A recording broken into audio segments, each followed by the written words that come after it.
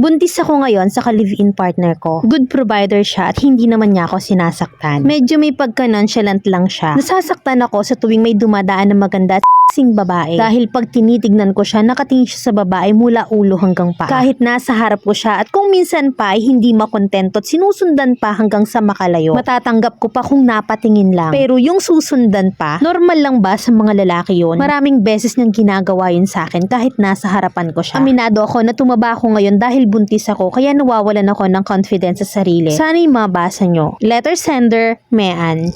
Kung yung partner mo ay nonchalant or walang pakialam, ikaw anong ginagawa mo pag ganun siyang tumititig sa babae? Kim-kim lang, wala kang ginagawa. Pag ganyan, alma ka na agad, sapak talaga agad. Nakakainsulto Biruin mo, susundan pa. Bakit mo tanga, ha? Nakaraming beses kang ginanyan, wala kang ginawa. Sapakin mo, ingud-ngud mo dun sa babae. Sabihin mo, ayan o, sumama kang punyet. Nakagago ka ipahiya mo sa harap ng babae. Ewan ko na lang kung umulit pa.